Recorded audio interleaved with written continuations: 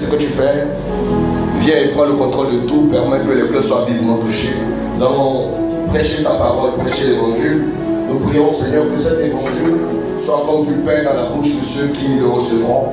Je prie, Seigneur, que ce soit doux comme du miel, au nom de Jésus-Christ, et que tous les cœurs soient vivement touchés, que les pensées changent. Je prie que toute pensée soit rendue captive à l'obéissance stricte à ta parole, qu'il y ait une transformation à l'intérieur de l'âme de chacun. Nous ressentons d'ici le cœur ragayati, revigoré et requinqué par la puissance de ta présence au nom de Jésus-Christ. Qu'il en soit ainsi, Seigneur, dans le nom de Jésus de Nazareth. Quelqu'un me donne son Amen. Amen. Dis Amen, lève-toi, dis Amen et acclame le Seigneur. Amen, amen, amen, amen, amen. Lève-toi, dis Amen et acclame fortement le Seigneur. Amen, amen, amen. Alléluia. Amen. Voilà, je suis content de voir ma fille Eva. Dieu te bénisse. Voilà, allez vous asseoir dans ma direction. Amen. Amen. Voilà. Donc nous allons rapidement à la parole de Dieu, Actes des Apôtres, chapitre 14. Amen. Les versets 8 à 22. La lettre sera un peu longue. Comme nous l'avons dit, chaque fois que nous prenons la parole, nous devons tenir debout. Ça n'est pas manqué. Allez rapidement. Actes. Actes chapitre 14, Oui. à partir du verset 8. Allons-y. J'ai lu la parole du Seigneur. Oui. À Lystre, il y avait un homme qui ne peut pas se tenir debout. À Lystre, il y avait un homme qui ne pouvait pas se tenir debout. Depuis sa naissance, La Bible, il est né ainsi. il est infirme Oui. et n'a jamais pu marcher. Un jour, il écoute Paul parler. Un jour, il écoute le message de Paul. Paul le regarde. Paul le regarde. Il voit que l'homme a la foi. Et il voit, je ne sais pas comment ça s'est passé, mais Paul le regarde et il voit que le monsieur a la foi. Pour être guéri. Donc on peut voir que quelqu'un a la foi, on peut voir que quelqu'un n'a pas la foi. Alors, il lui dit Une voix forte, debout. debout. Mets-toi sur tes pieds. L'homme se lève d'un bond et se met à marcher. La foule voit ce que Paul a fait. Elle dit en laocanienne, Oui, en langue localienne.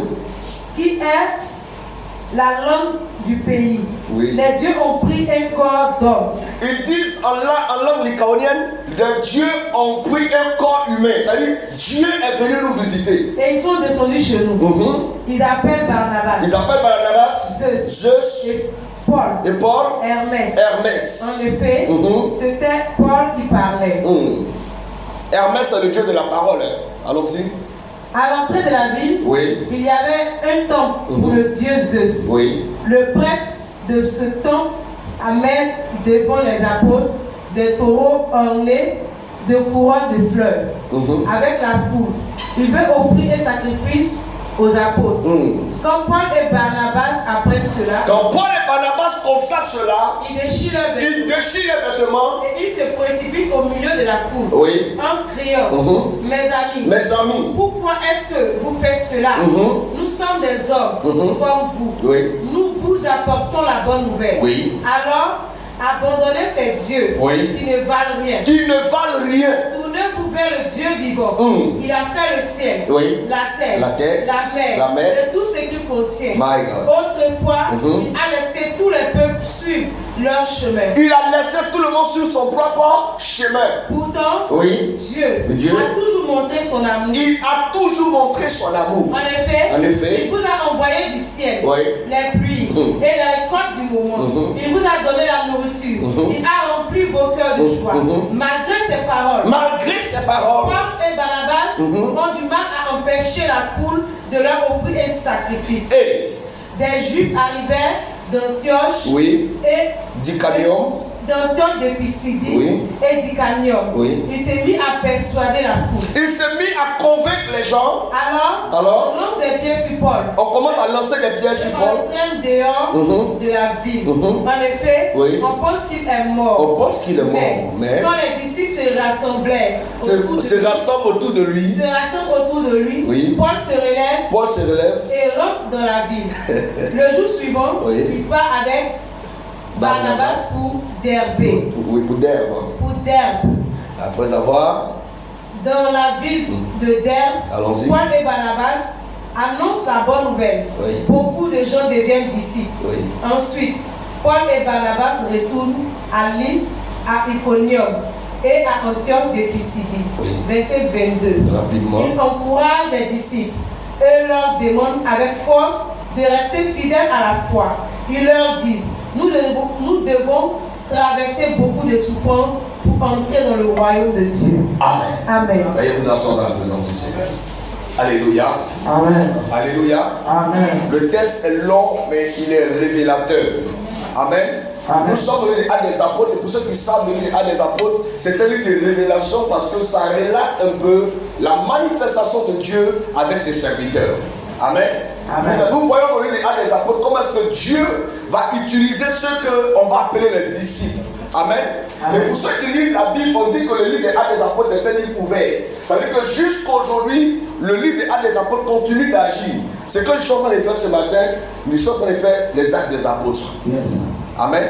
Amen. Nous sommes en train d'annoncer l'évangile pour recadrer les âmes, recadrer les vies. Et le thème que nous traitons ce matin dit celui qui gagne les âmes est sage. Il y a quelqu'un, celui qui gagne les âmes est sage. Celui qui gagne des âmes est sage. Regardez, la Bible dit que l'apôtre Paul va arriver dans une ville avec son serviteur, avec son fils, avec son ami, son collègue qu'on appelle Barnabas. Alléluia. Amen. Et les deux vont prêcher l'évangile au point que les âmes seront touchées. Mais ils vont commencer à prêcher l'évangile par un miracle. La Bible déclare que quelqu'un qui était paralysé, depuis sa naissance va se lever et la personne va commencer à marcher. C'est un miracle de Dieu, c'est glorieux, vrai ou faux? Nous voulons tous voir Dieu agir, nous voulons tous voir Dieu se glorifier, Dieu faire quelque chose. Quand nous venons à l'église, nous attendons de voir Dieu nous guérir, nous délivrer, nous restaurer, ou même nous donner une parole qui va nous fortifier. Vrai ou faux? Et cet homme a reçu une visitation en ce sens que paralysé depuis sa naissance, il reçoit quoi? La guérison. Mais la Bible dit que dès qu'il reçoit la guérison, le peuple dans la joie veut adorer les apôtres qui ont produit le miracle. Les apôtres ont compris qu'ils n'étaient que des instruments de Dieu. Dieu nous a utilisés, tous les hommes de Dieu sont des instruments de Dieu. Dieu peut m'utiliser pour une délivrance ce matin, c'est pas moi qui ai fait la délivrance. Dieu peut me dire, vous faites quelque chose, c'est lui Dieu qui opère comme il veut. Amen.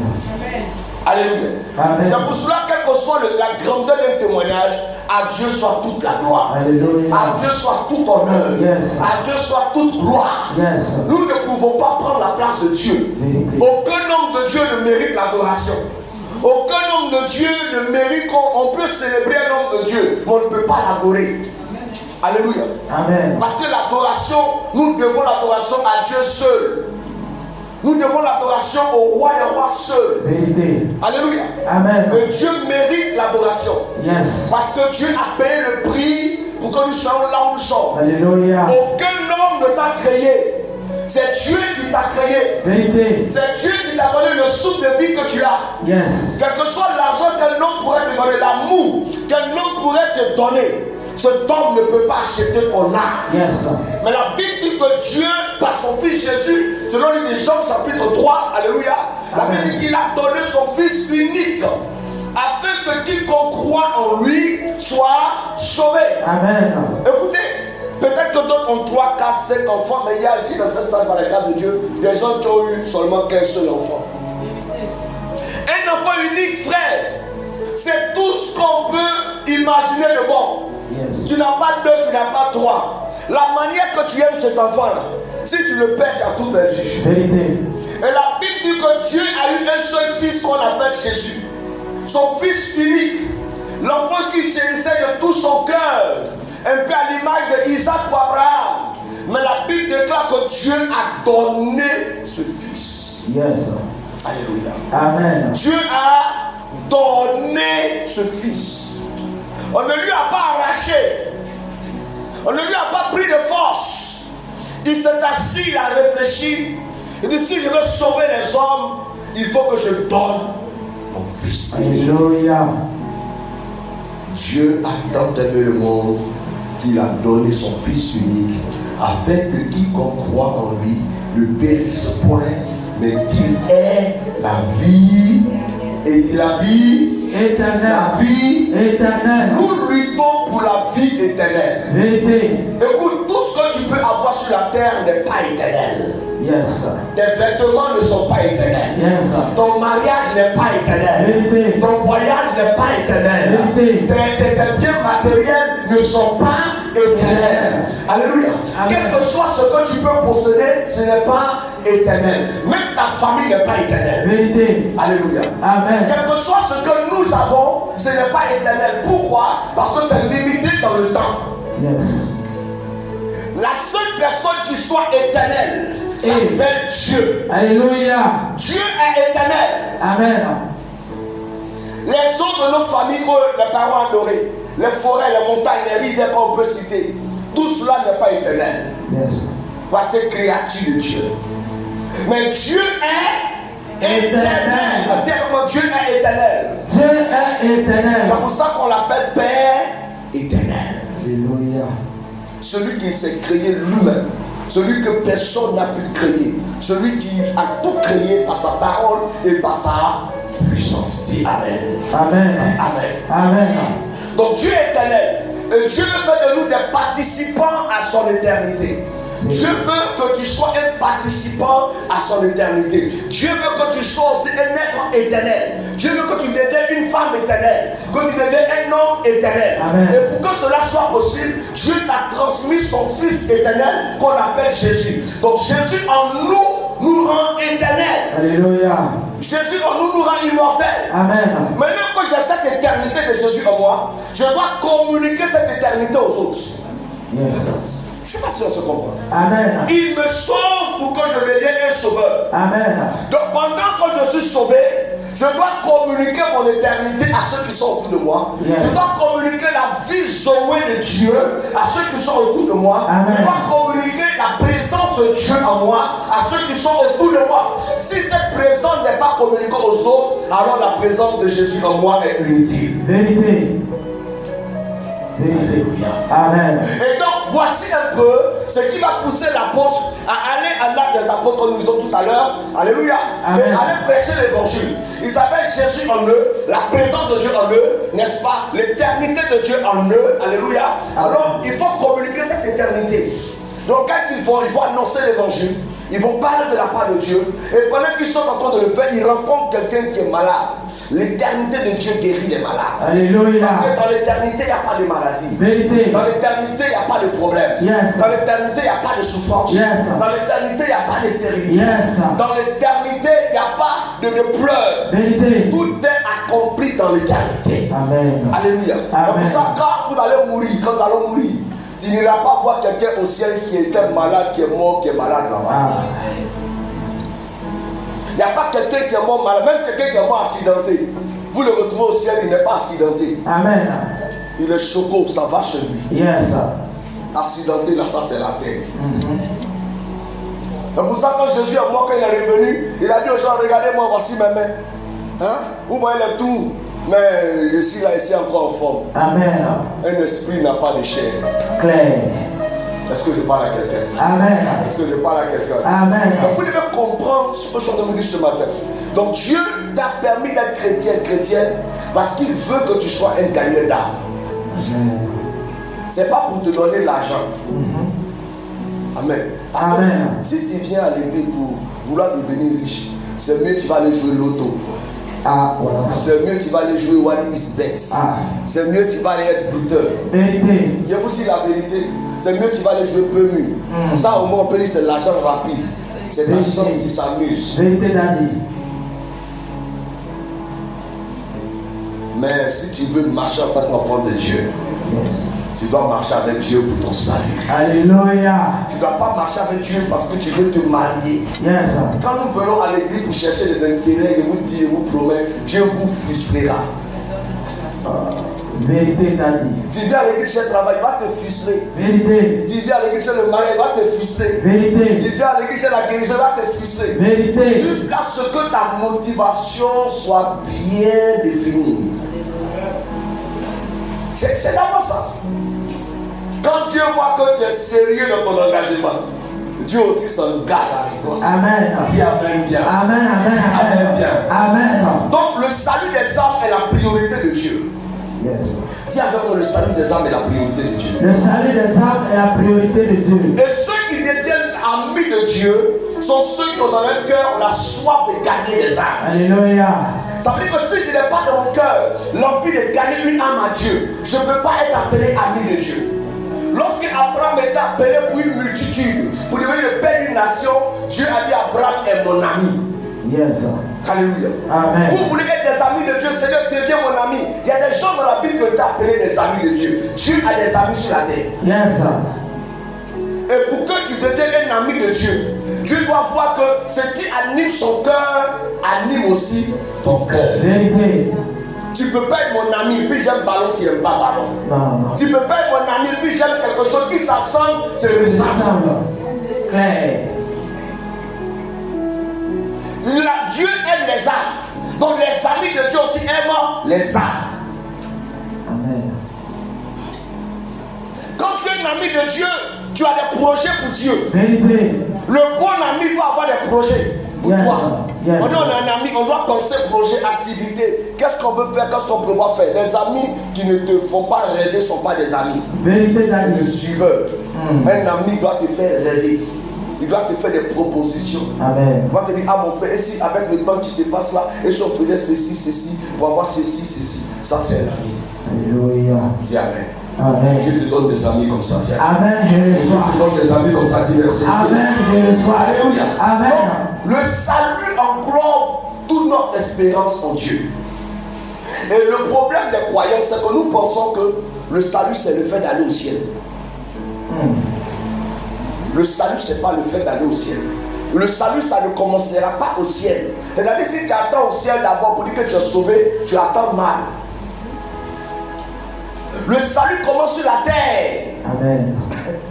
Quand tu es sauvé là, tes voitures sont sauvées, tes Vérité. maisons sont sauvées, Vérité. tout ce qui t'appartient, qui était emprisonné par la sorcellerie, est sauvé au nom de Jésus. Amen.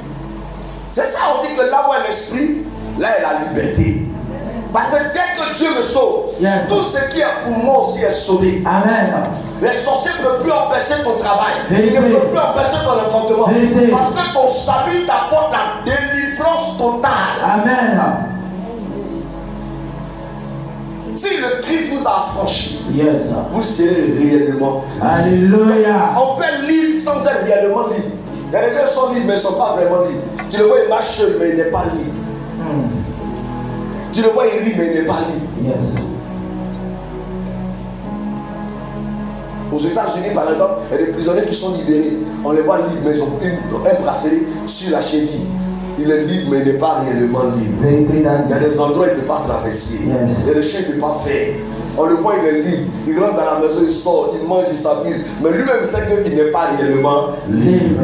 Dieu veut que tu sois réellement libre. Amen. Dieu souhaite que tu sois réellement libre. Amen, je Dieu reçois. demande que tu sois réellement libre. Amen, je Dieu reçois. insiste que tu sois réellement libre. Amen. Que tes voyages soient libres. Que tes enfants soient libres. Que tes activités soient libres. Que ton intelligence soit libre. Que tes projets soient libres. Que tes rêves soient libres. Amen, je reçois. Hey. Il y a des gens, même dans les rêves, qui ne sont pas libres. Vérité d'amis. Dans tes propres rêves, on te menace. Hey. Dans ton propre rêve, sorcier vient faire chier les gens devant toi et dire frère. Puis tu cries frère. Dans ton propre film. Que cela ne m'arrive pas au nom de Jésus. Amen. Alléluia. Amen. Donc le thème dit que celui qui gagne les âmes est sage. Ça ne veut pas dire que parce que je suis sage, je gagne les âmes en même temps. Mais ça veut dire que si je veux gagner une âme, il me faut de la sagesse. Yes. Ce n'est pas facile de gagner une âme. Si c'était une chose facile, Jésus ne serait pas mort. Ouais. C'est difficile de gagner les âmes. Yes. C'est difficile de sauver les âmes. C'est difficile d'arracher des gens de la main du diable et de les conduire à l'admirable lumière. Vérité Ce d'amis. n'est pas une chose facile, ce n'est pas une chose aisée. Alléluia. Amen. Et Dieu souhaite que le chrétien gagne des âmes. Amen. Parce qu'un chrétien qui ne gagne pas des âmes est un chrétien inutile. Un chrétien qui ne gagne pas des âmes est un chrétien stérile. Un chrétien qui ne gagne pas des âmes aux yeux de Dieu n'est pas fécond. Yes. Dieu veut que tu sois fécond. Amen. Aussi vrai que physiquement, à un certain âge, quand tu ne fais pas d'enfant, les gens se plaignent. C'est aussi vrai que spirituellement, à un certain âge, quand tu ne convertis pas les gens, le ciel se plaint. Yes. Si à un certain âge, vous devenez l'épouse de quelqu'un et que vous ne pouvez pas avoir des enfants, à un moment, le gars va commencer à se poser des questions. Il va commencer à s'interroger. On est d'accord avec ça? C'est la même chose. Nous sommes l'épouse de Christ. Si à un certain moment, nous ne produisons pas, nous n'enfantons pas, le Seigneur demande, attends, c'est quelle femme ça? Tu as marié une femme stérile. Le Seigneur commence à se poser des questions. Et le diable commence à t'accuser. Comme ta belle famille peut t'accuser, c'est comme ça aussi le diable t'accuse. Maintenant, imaginez physiquement comment les foyers sont dérangés quand on constate qu'il y a des soucis d'enfantement et autres. Regardez un peu le caractère de certains hommes. Souvent même, il peut laisser la femme aller faire un enfant dehors. Pourquoi? Parce que dans la réalité, des choses se passent dans sa tête. C'est la même chose également avec le diable. Quand Dieu voit qu'à un certain âge, le chrétien ne fait pas d'enfant, tu ne produis pas, tu n'as pas de nouvelles âmes, la tête de Dieu commence à travailler. Le diable dit qu'il est inutile. C'est pour ça que l'apôtre a dit, enseignez uniquement à ceux qui sont capables d'enseigner. Yes. Enseignez à ceux qui sont capables d'enseigner. Parce que si tu enseignes à ceux qui vont enseigner, c'est gaspillage. Pendant que je sais en train d'enseigner, c'est que tu dois être capable d'enseigner. Amen. Pendant que je te parle de Dieu, tu dois être capable de parler de Dieu. Amen. Est-ce que je parle à quelqu'un? Amen. Touche quelqu'un à l'épaule, dit tu dois être capable. Tu dois être capable. Touche quelqu'un, dit tu dois être capable. Tu dois être capable. Alléluia. Amen. Le chrétien qui veut réussir, il doit être utile pour l'avancement du royaume de Dieu. Alléluia.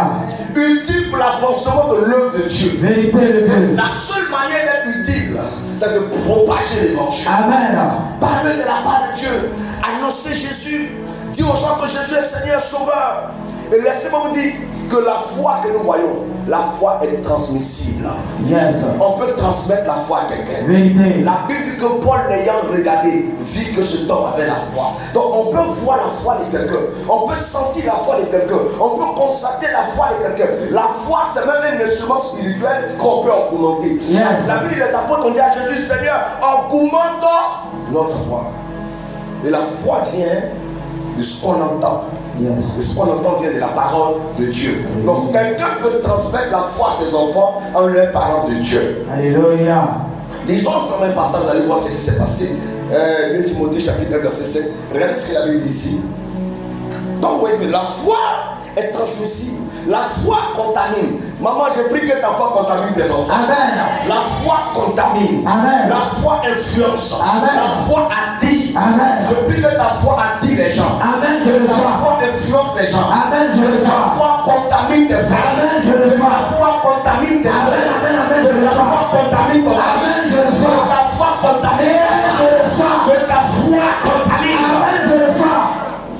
Hey. Écoute, si ta foi ne contamine pas, c'est pas encore la foi de Dieu. Yes. On peut vous allez voir. 2 Timothée 1 verset 7. Regardez ce que l'apôtre dit à un petit à Timothée. Regardez. 2 Timothée 1 verset 5. Regardez, il explique d'où est venue la foi de Timothée. Amen. Timothée s'est trouvé un matin en train de faire l'œuvre de Dieu. Et lui pensait qu'il commençait à faire l'œuvre de Dieu parce qu'il a rencontré le Seigneur. Mais la Paul lui dit que la foi que tu manifestes est la foi qui s'est manifestée en ta maman. Et cette même foi qui s'est manifestée en ta maman, j'ai aussi vu se manifester en ta grand-mère Eunice. Yes. Oui, fils. Je garde le souvenir de ta foi. Je garde le souvenir de ta foi, c'est cher. Cette foi Qui se trouvait déjà chez ta grand-mère. se trouvait déjà chez ta grand-mère Loïs. Et ta mère Eunice. Et qui est rentrée dans ta mère Eunice.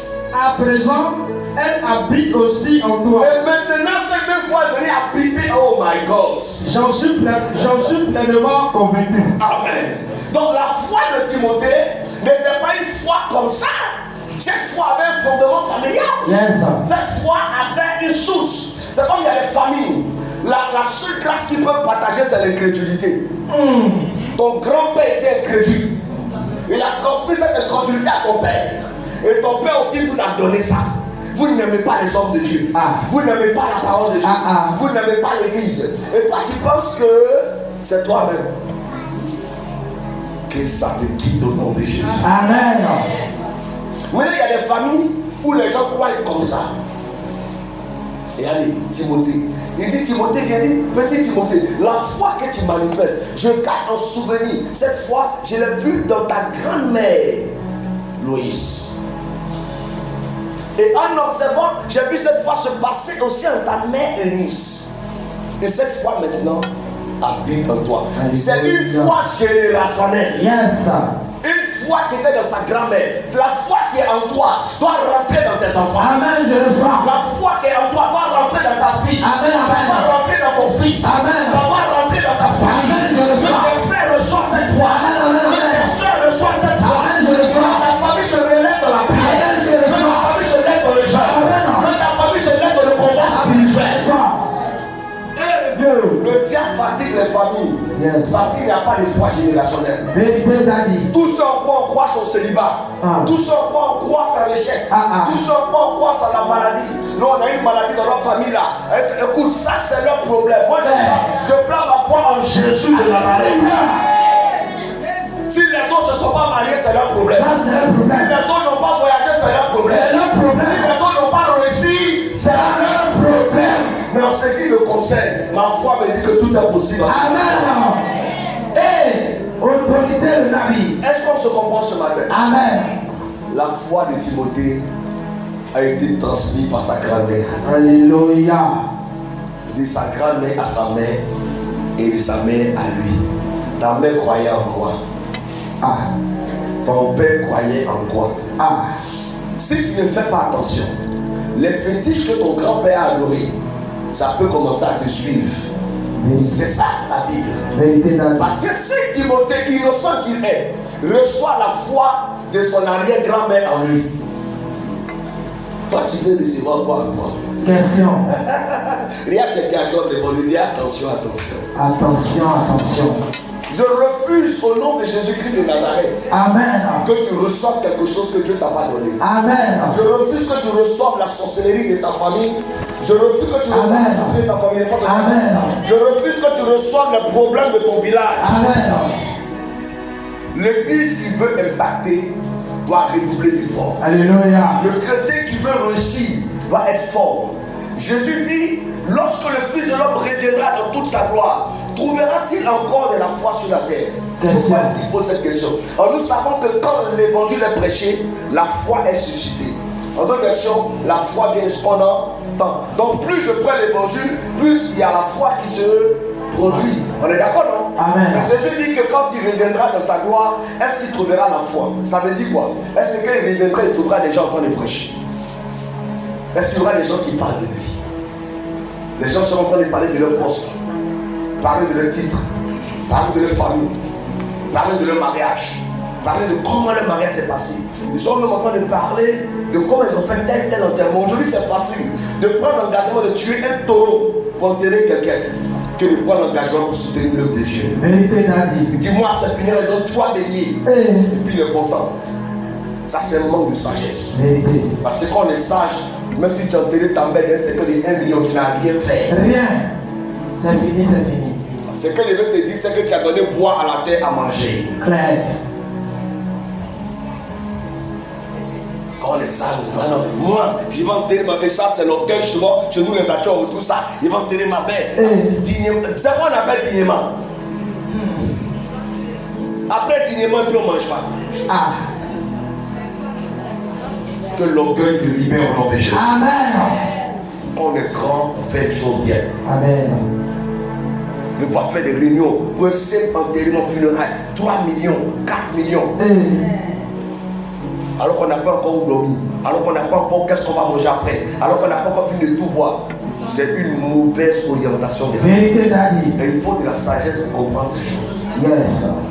Ça ne t'ajoutera rien. Aujourd'hui, toi, tu as fait mettre telle somme. Peut-être pas à quelqu'un dans la salle. Peut-être que tu as fait mettre 2 millions, 3 millions dans un funérail. Mais quand tu mourras, peut-être même qu'on n'aura même pas rassemblé 300 000.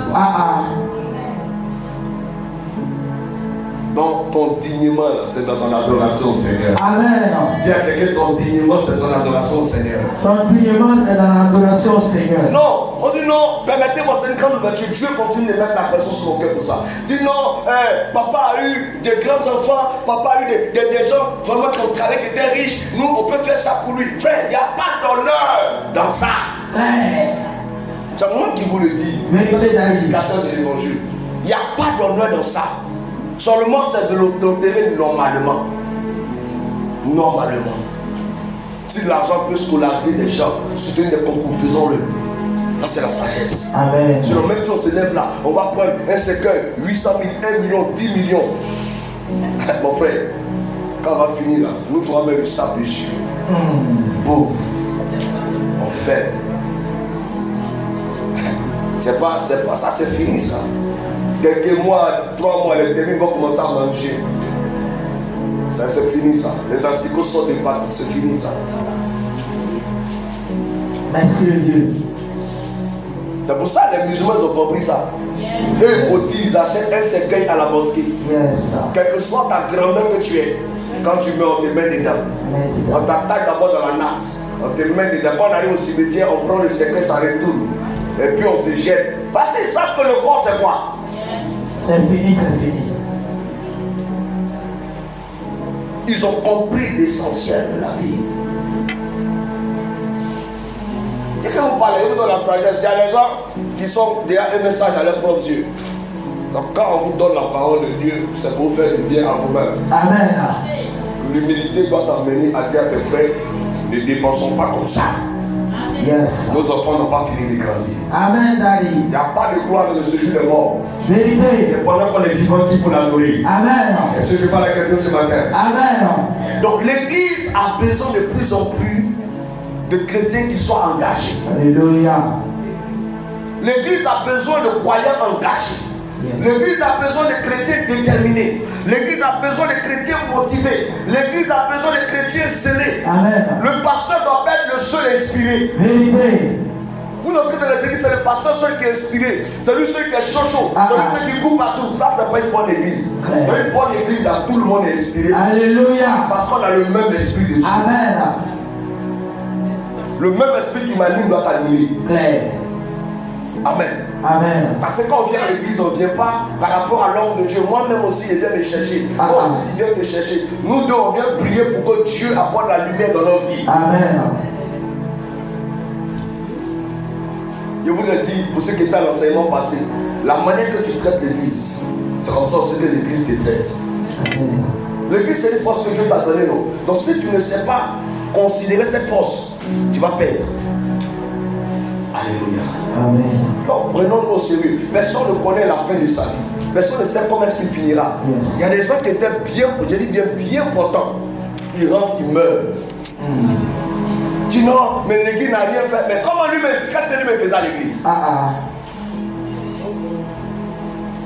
Il a découragé le pasteur, il a découragé les responsables. Maintenant il est mort, qui n'a qu'à le soutenir? Il y a quelqu'un qui dit, il faut te prendre au sérieux. Faut te prendre au sérieux.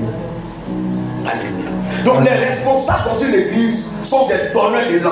Quand tu es responsable, quand on te met comme diacre, ancien, responsable, pasteur, tu es un donneur d'élan. Ça veut dire que les gens vont te regarder pour faire. Claire.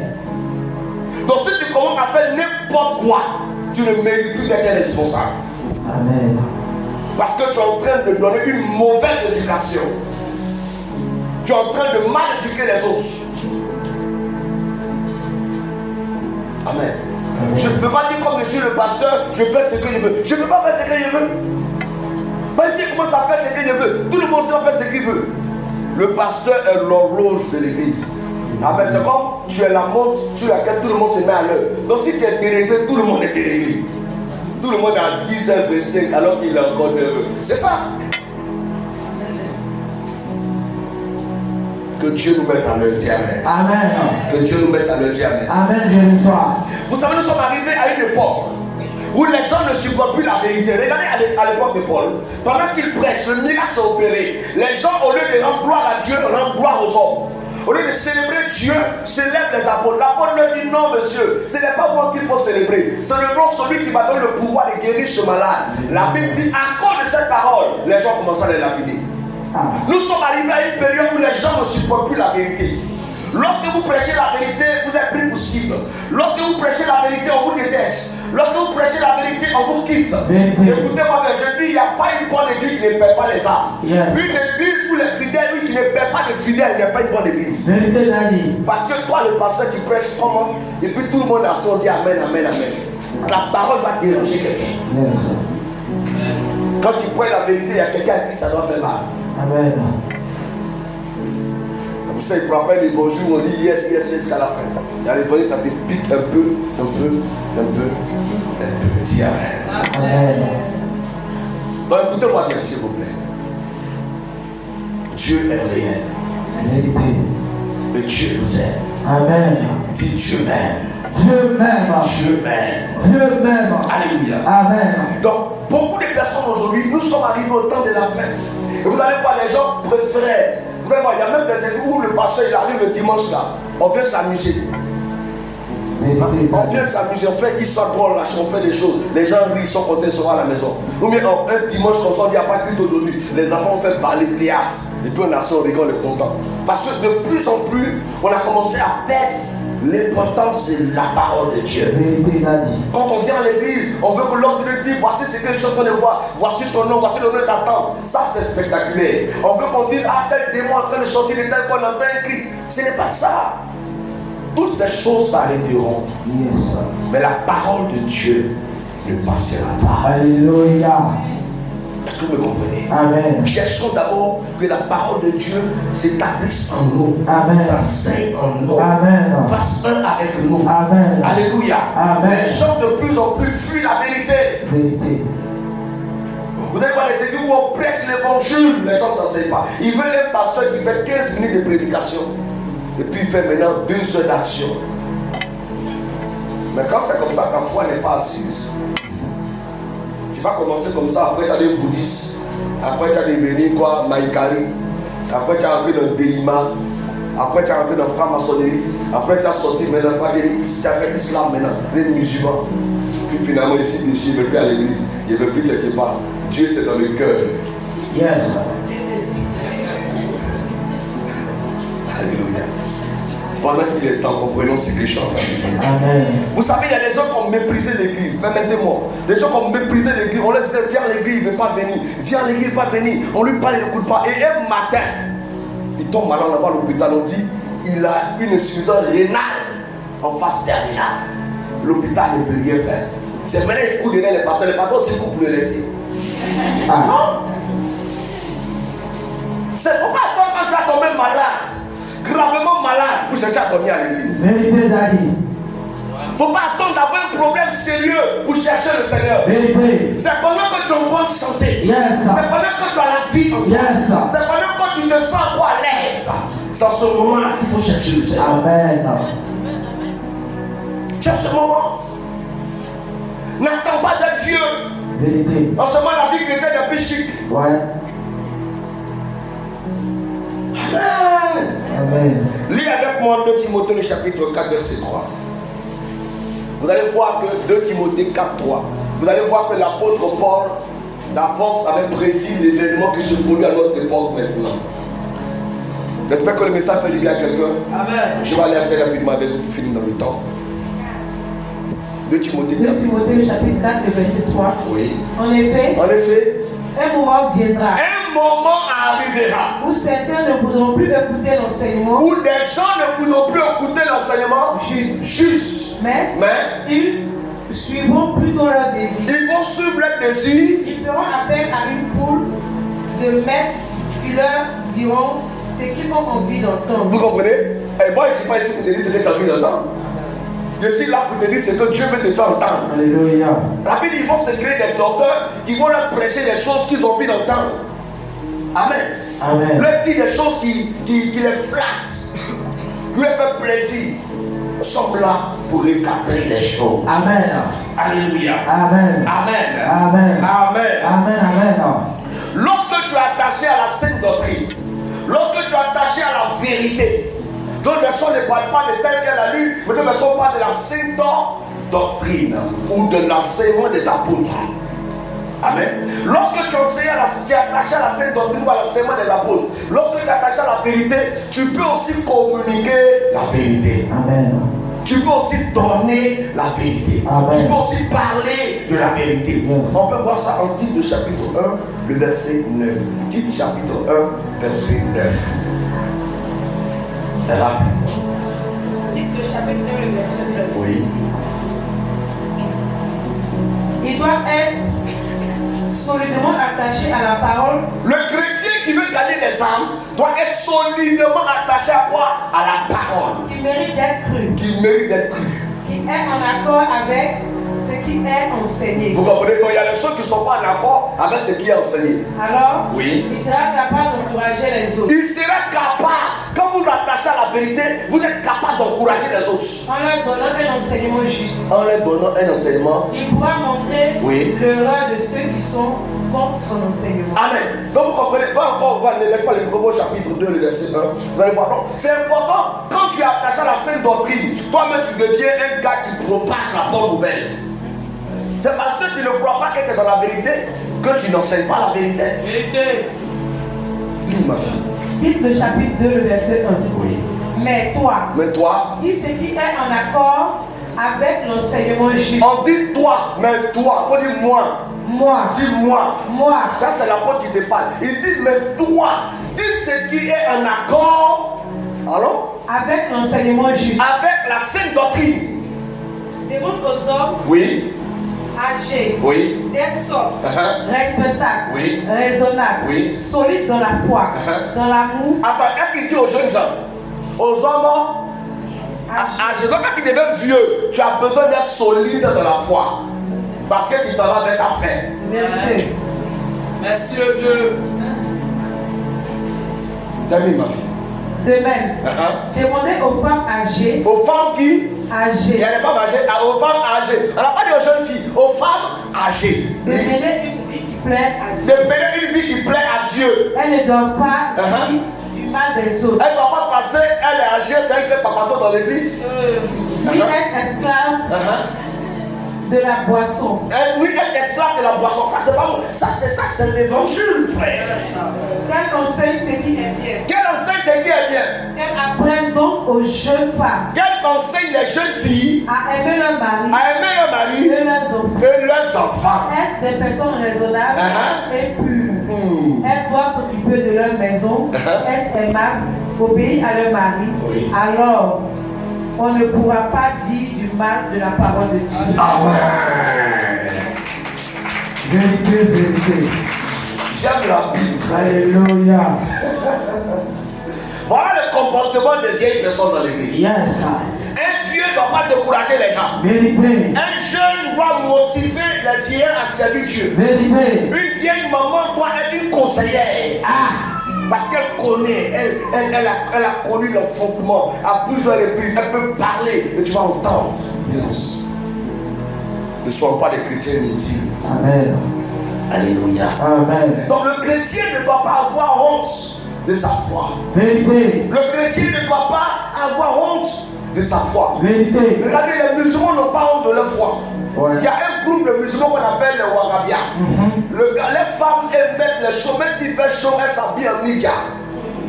Elles s'en foutent, elles voient sa tête, nous elle est cachée. Elle n'a pas problème. Et leur mari, alléluia, il porte que les pantalons sautés. Même s'il a acheté un pantalon nouveau, vieux, ça prend grâce à tout le sang, il va couper. Il veut qu'on voie son tibia. Pourquoi? Parce que dans la réalité, c'est comme ça qu'on leur demande d'être. Vous comprenez? Ils n'ont pas honte. Il est professeur. Il a porté son costume et pantalon sauté. Ouais. Il travaille à la présidence, on le respecte, mais pantalon sauté. Il exprime sa foi. Ouais. Pourquoi le chrétien, des fois les chrétiens qui ont honte de marcher à la Bible, il cache sa Bible, il met la Bible dans sa bouche. Le feu sur toi. Qui me dit amen ce matin? Amen. Alléluia. Amen. Ils n'ont pas honte. Lisons Romains 1:7, vous allez voir. La honte, le doit lever ça de nos yeux. Tu as pas vu la honte? Tu ne fais pas les bonnes choses, donc. Romains chapitre 1, verset 16. Est-ce que je parle à quelqu'un ce matin? Amen. Romains chapitre 1, le verset 16. Oui. Je n'ai pas honte d'annoncer la bonne nouvelle. Je n'ai pas honte, parce que c'est un caractère qui doit l'animer. Je n'ai pas honte d'annoncer la bonne nouvelle. Elle est la puissance de Dieu pour sauver tous ceux qui croient. Les Juifs d'abord, les autres ensuite. Amen. Amen. Donc la parole de Dieu est une puissance qui sauve. Nous ne devons pas avoir honte. Nous avons un héritage. Nous avons quelque chose que nous devons communiquer. Tu vas avoir honte de parler de Dieu. Pourquoi? À l'école, tu ne dois pas avoir honte de parler de Dieu. Vérité. Au travail, tu ne dois pas avoir honte de parler de Dieu. Vérité. Même de ta famille, Yes. tu dois parler de Dieu. Alléluia. Est-ce que je parle à quelqu'un? Amen. Est-ce que je parle à quelqu'un? Amen. Vous savez, lorsqu'on allait encore à l'église, on était encore sur les chaises comme vous. Amen. Qu'est-ce qu'on faisait? On se lançait des défis. Je peux dire à mon gars, dimanche, il va y avoir 4 personnes. Et toi? Et puis on se bat. Le dimanche, quand on arrive là, souvent tu départs le quota à 5 personnes. Je dis, moi, il fait 5 ans, j'ai fait combien? Il fait 2. Il était parti le dimanche prochain, on se départ. Chacun motivait son ami pour gagner les âmes. Mais ces défis-là sont plus dans l'église d'aujourd'hui. Amen. Quand on sait Dieu à l'intérieur, c'est même beaucoup plus chic même qu'à Abidjan. Parce qu'à l'intérieur, on peut faire des sorties de prière, on peut faire des trucs. À Abidjan, tout le monde est occupé. La ville est à 100 heures. Les dimanches, les gens travaillent, il n'y a pas le temps. Si tu n'es pas violent, frère, tu ne vas pas t'en sortir. Yes. Donc travaille du lundi au samedi. Le dimanche, il veut venir, mais il est fatigué. Donc c'est le dimanche matin qu'il descend. Si tu n'es pas courageux, tu ne peux pas venir à l'église. Vérité, Daddy. Donc le seul jour de repos, c'est dimanche. Et le dimanche, il y a trop d'occupations. Des choses qu'il n'a pas pu faire pendant la semaine, qu'il doit rattraper le dimanche. Ce n'est pas facile. Ce n'est pas facile. Ce n'est pas facile. Mais l'évangile s'adapte au temps. Alléluia. Alléluia. Amen. Tout ce que quelqu'un dit, sois fort. Sois fort. Sois fort. Sois très très fort. Très fort. Sois très fort. Alléluia. Amen. Nous devons avoir des défis. Ah, moi le dimanche, je vais envoyer 2 personnes. Dimanche, je vais envoyer 1 personne. Tu ne peux pas faire 365 jours sans jamais envoyer 1 personne à l'église. C'est une erreur. Même en 9 mois, tu peux enfanter. Yes. Mais les femmes font dire combien? 1 an, non? C'est ça? Pour avoir un enfant, même toi, même 1 an, tu ne fais pas un enfant. Spirituel. Normalement, chaque chrétien, bon, il y a des gens qui sont les entrées, on dit, depuis que tu es ici à l'église, tu as envoyé qui à l'église? Il ne peut pas trouver quelqu'un. Parce que lui-même, c'est quelqu'un qui l'envoie, mais lui n'a jamais envoyé quelqu'un. Il y a quelqu'un qui se dit, tu as envoyé qui ici? Tu as envoyé qui ici? C'est vrai. Les gens qui sont incapables d'envoyer des gens, tu viens à l'église pour toi-même. Vous savez qu'il y a des délivrances qui s'opèrent juste parce que vous avez envoyé quelqu'un à l'église. Merci Dieu. Il y a des miracles qui vous arrivent parce que tu as vu comment vous avez été utile pour la délivrance d'un tel frère. Vérité, Daddy. Il y a des bénédictions que vous allez avoir quand tu vas voir comment tu te bats pour gagner les autres.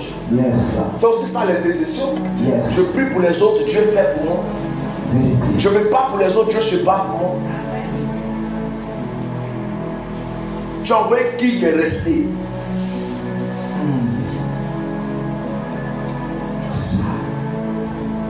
Nous devons revoir nos engagements. Amen. Nous devons revoir notre engagement. Donc pour gagner une âme, il faut être sage. Il faut être convaincant. Amen. Amen. Et pour que cela soit possible, il y a des stratégies. On a même dit que Dieu me donne la sagesse de gagner des âmes. Tu peux faire la prière, mon Seigneur, donne-moi la sagesse de gagner des âmes. Seigneur, donne-moi la sagesse de gagner des âmes. Donne-moi des stratégies. Donne-moi des stratégies Pour gagner des âmes. pour gagner des âmes. Donne-moi des stratégies. Donne-moi des stratégies Pour attirer des âmes. pour attirer les âmes. Au nom de Jésus-Christ. Amen. Amen. Amen. Donc l'évangélisation, qui est, on va dire, l'outil que Dieu utilise pour gagner des âmes, l'évangélisation ne commence pas parce que j'ai pris ma Bible, je vais au carrefour, je commence à parler. La plupart de nos évangélistes qu'on rencontre dans les rues n'évangélisent pas. Si tu n'arrêtes pas de boire, tu vas mourir. Si tu n'arrêtes pas ceci, tu vas te chasser par l'évangile. L'évangile ne menace pas les gens. Yes, L'évangile libère les gens. Vérité. L'évangile restaure les gens. Vérité. Amen. Amen. Oh, toi qui es dans la boisson, tu ne laisses pas la boisson, Dieu va te tuer. Ça, c'est pas l'évangile.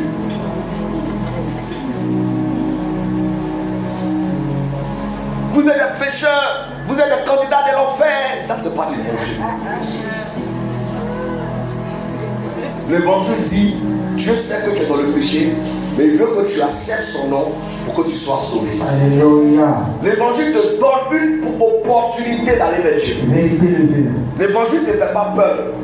Non, l'évangile ne ferait pas les gens. Yes. J'ai prêché un jour quelque part, je crois en 2010, et un frère qui était là, il était de l'église baptiste, ça faisait des années, et on lui avait présenté un Jésus compliqué, un Jésus qui fait peur aux gens, dangereux. Et je prêchais ce jour-là sur une heureuse rencontre. Et je parlais de comment Bartimée a fait une rencontre avec le Seigneur, qui a changé sa vie, qui a ouvert ses yeux, et sa vie chrétienne a commencé à être droite. Et le frère a commencé à pleurer. Il m'a dit, le Jésus que papa tu entends de prêcher. Je ne savais pas que c'était le même Jésus que je suivais.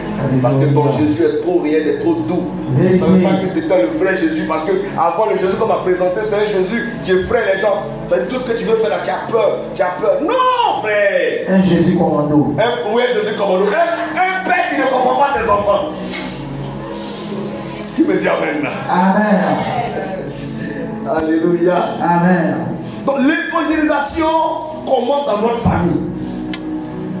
Pour qu'on soit sûr que votre foi est véritable, je vous dis une vérité absolue. Pour qu'on soit sûr que votre vie chrétienne est véritable, on commence à voir vos frères commencent à donner leur vie à Dieu. Alléluia. Ce n'est pas pour qu'ils viennent prier dans la même église que vous fortement. Mais vous voyez qu'ils vont quelque part prier le Seigneur. Chez nous en famille avant, parce que les parents n'ont pas fait des filles, il y a eu plus de garçons chez nous en famille que les femmes.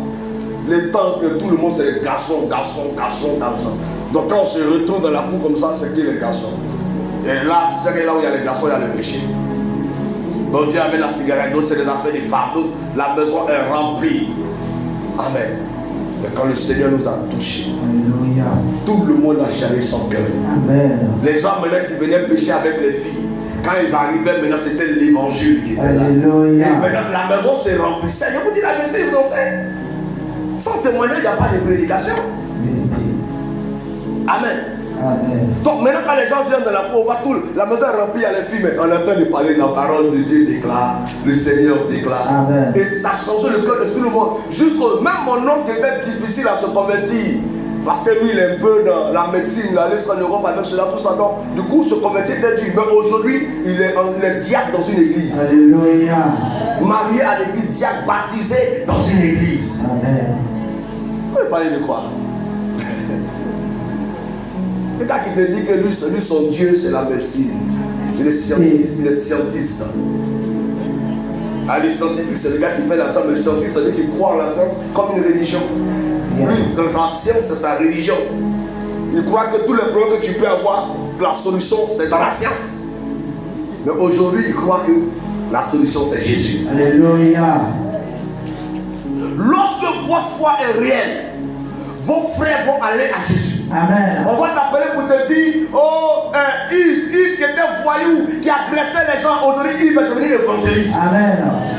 C'est ta prière, ta foi qui est en train de l'influencer. On dit, oh, telle soeur qui faisait telle chose, elle a commencé à aller à l'église. C'est comme ça que vous allez voir des frères que vous avez méprisés à cause de la vie qu'ils menaient. Vous allez voir brandir la parole de Dieu. Vous allez voir parler de la part de Dieu. Amen. Dirigeant l'église. Yes. Le gars qui était bagarreur. Aujourd'hui, il dit, laisse tomber, laissons pour nous à Dieu. Dieu t'a changé, oh. Mais ça, c'est aussi ça la lumière du Seigneur. Amen. Et cette lumière doit entrer dans nos familles. Amen. Si la lumière rentre dans nos familles, vous allez voir qu'il y aura peu de division dans les familles. Aujourd'hui, nos familles en Afrique ne s'entendent pas. Les gens sont ensemble, ils ne sont pas ensemble. Ils s'asseyent ensemble, mais chacun, quand il se lève, chacun s'en fait deuxième réunion. On fait une première réunion, on est tous assis, on parle. Mais quand on se lève, chacun s'en fait réunion dans réunion. Je vous dis la vérité. Mais si dans la famille, on peut s'asseoir pour prier, pour chercher le Seigneur, parler de la part de Dieu, le diable n'aura pas d'entrée parmi nous. Le diable ne pourra rien parmi nous. Ta foi doit influencer tes frères. Amen. Ta foi doit influencer tes soeurs. Amen, je le sois. Dans votre famille, on parle du nom de Jésus-Christ. Alléluia. Que les fétiches de la famille soient exterminés. Amen. Que les hôtels soient détruits. Amen. Que les canaries soient brisés. Amen. Que la sorcière tombe et meure. Parce que Dieu se suit d'une armée dans la famille. Parce que Dieu se suit d'une armée. Alléluia. Et Dieu. Écoutez-moi très bien. Si dans votre famille, vous êtes 2, 3 qui commencez à prier, je vous assure, des choses vont se produire. Aucun sorcier ne pourra arrêter vos enfants. Aucune sorcellerie aussi puissante soit-elle ne vous empêchera d'enfanter. Quand la lumière, la présence de Dieu rentre dans une famille, le diable perd son autorité, le diable perd son pouvoir, le diable perd sa puissance. S'il y a une chose que le diable doute, c'est le nom de Jésus. Alléluia. Et quand le nom de Jésus est invoqué quelque part, tout genou fléchit et tout l'homme confesse que Christ est Dieu à l'honneur de Dieu. C'est pour cela amenez Jésus dans votre famille. Dans vos réunions de famille, parlez de Jésus. Les gens ne sont pas obligés de croire le premier jour, mais ils vont croire. Moi je bénis Dieu pour ma foi, parce que ma foi a influencé plein de personnes. Même dans ma famille, on ne peut pas imaginer. Il n'y a pas quelqu'un qui est mon frère avant moi et mon frère après moi qui n'est pas influencé par la foi. Ça a pris tout le monde. Tout le monde a envie de parler de Dieu. Tout le monde aime parler de Dieu. Même ceux qui étaient difficiles dans toute la famille, la plupart, jusqu'à la grand-mère, l'évangile est passé dans toute la maison. Même les bandits, ceux qui étaient les plus voyous. Aujourd'hui, beaucoup sont pasteurs. Beaucoup parlent de la part de Dieu. Juste quand Dieu m'a permis de me donner à lui, tout le monde est venu. C'est ça. C'est ça. Ma mère qui allait à l'église, mais pas aussi sincèrement. Mais la foi est entrée en elle. Et les choses ont commencé à se produire autour d'elle. Dieu a commencé à faire comme il pouvait faire. Jusqu'aujourd'hui, par ça, Dieu l'a libérée. Elle qui était malade, elle avait l'âme depuis toute petite. L'Éternel l'a guérie juste par la prière. Alléluia. Frère, quand Jésus rentre quelque part, Jésus commence à traiter les problèmes. Jésus commence à traiter les difficultés. Jésus commence à intervenir puissamment. Dieu est réel, frère. Dieu est réel. N'ayez pas peur. Même les enfants qui sont difficiles aujourd'hui, ne vous emmerdez pas sur eux. Montrez-leur seulement la lumière. Montrez-leur la lumière. Montrez-leur. Il n'y a pas quelqu'un qui n'aime pas la lumière. Il n'y a pas quelqu'un. Tout le monde aime la lumière. On peut faire semblant. C'est pour ça la nuit qu'on veut dominer la lumière. Sinon tout le monde aime la lumière. Si vous montrez la lumière à quelqu'un, il va un jour chercher la lumière. Tu ne peux pas obliger quelqu'un à être à la lumière, toi. Mais montre-lui la lumière. Dis Seigneur, aide-moi à montrer la lumière aux autres. Seigneur, aide-moi à montrer la lumière aux autres. Et pour cela, on doit voir ta vie au travail, ta vie à la maison, ta vie en famille, ta vie avec tes amis. L'évaluation, c'est avec les amis. L'une des choses qui nous a aidés, c'est que nous, quand Dieu nous emmène au Seigneur, on emmène aussi nos amis au Seigneur. Parce que si tu n'envoies pas tes amis au Seigneur, pendant que toi tu es dans le Seigneur, eux ils vont t'amener à aller faire ce que tu faisais avant. Donc nous on les a pris, nous tous on est dans le Seigneur. Donc on a assez amusement, maintenant c'est Bible on lit. Alléluia. Tout le monde dans le Seigneur. C'est ça.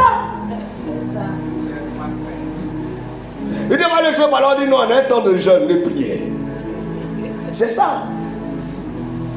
Mais si tu n'emmènes pas tes amis dans le Seigneur, même si tu es concentré, un jour ils vont te déranger. Et c'est quand ta vie chrétienne commence à monter, c'est là que les anciens amis commencent à venir. Quand tu commences à être sérieux, tes amis t'ont laissé depuis, ils vont venir. Oh gars, c'est comme il y a longtemps. Les vieux esprits ils vont commencer à déranger ta vie chrétienne. Que le Seigneur aide quelqu'un dans la salle. Amen. Que le Seigneur aide quelqu'un dans la salle. Amen, je le sois. Lisons ensemble Psaume 82 verset 4. Celui qui gagne les âmes est sage. Pour gagner des âmes, il y a des stratégies qu'il faut avoir.